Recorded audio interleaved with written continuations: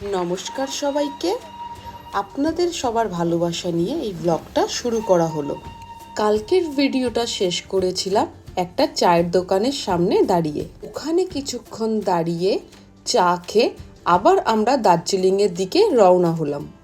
কিছুটা এগিয়ে আসার পরেই এক অবাক কাণ্ড হলো। একই রাস্তার অবস্থা, এ তো কিছুই দেখা যাচ্ছে না মেঘেতে। এতক্ষণ আমরা যে রাস্তা দিয়ে আসছিলাম সে কি সূর্যের তাপ, গাড়ি চালানো যাচ্ছে না। কিন্তু কিছুটা ওপরে ওঠার পরেই দেখি মেঘে ঢাকা রাস্তা। আমাদের মধ্যে একটাই ভয় কাজ করছিল যে উল্টো দিকে গাড়ি আসছিল তখন আমরা কিছুই দেখতে পাচ্ছিলাম না। দিনের বেলায় সব গাড়ি দেখি লাইট জ্বালিয়ে যাচ্ছিল। আমাদের তো অতটা অভিজ্ঞতা নেই, আমরা তাদের দেখে আমরাও লাইটটা জ্বালিয়ে নিলাম গাড়ির। এই রাস্তায় গাড়ির লাইটটাই ছিল মেন ভূমিকায়। রাস্তার এই পরিস্থিতির জন্য প্রায় সব গাড়িই আস্তে আস্তে যাচ্ছিল। বিশ্বাস করুন, প্রথম দিকে খুবই ভয় পেয়েছিলাম।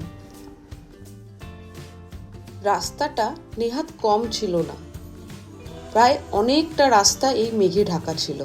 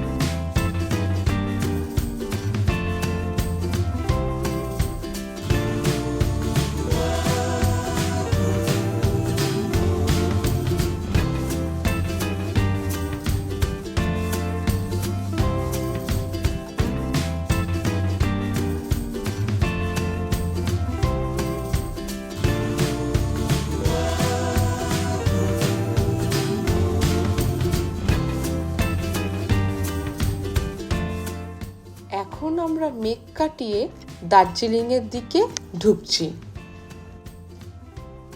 আর ঢুকেই চোখে পড়ল ঘুম স্টেশন।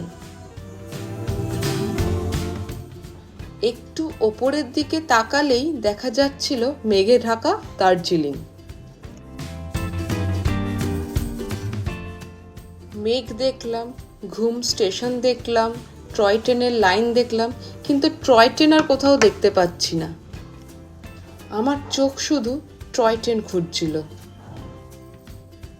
যত এগাচ্ছিলাম তত মনে হচ্ছিল এবার হয়তো টয় ট্রেন দেখতে পারবো।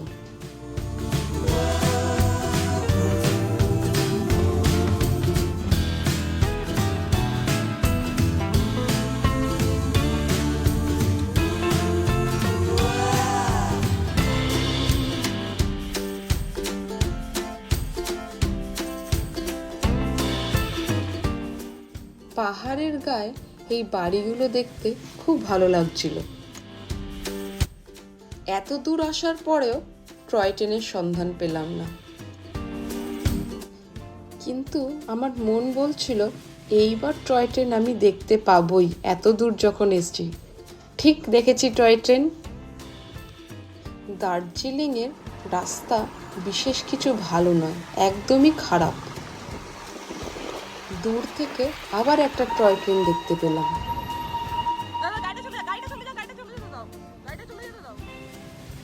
এতক্ষণ ধরে যেখানে একটাও টয় ট্রেন দেখতে পাচ্ছিলাম না, সেখানে দুটো টয় ট্রেন দেখে নিলাম।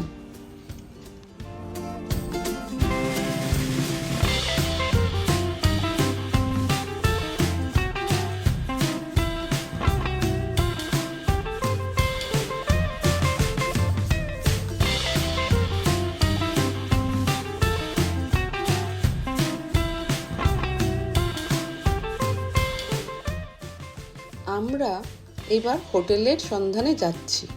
ভুলবশত সোজা রাস্তাটায় চলে যাচ্ছিলাম, কিন্তু একজন পুলিশকে জিজ্ঞাসা করার পর সে বলল যে এই ডান দিক দিয়ে উঠলে পরে আমরা হোটেলের সন্ধান পাব।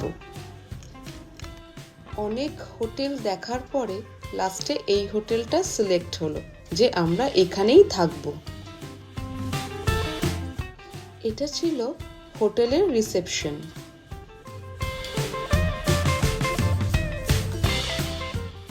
আর এটা হলো আমাদের হোটেলের রুম। আজকের ব্লগটা আমরা এখানেই শেষ করছি। কালকে আবার নতুন ব্লগ নিয়ে আসবো। টাটা।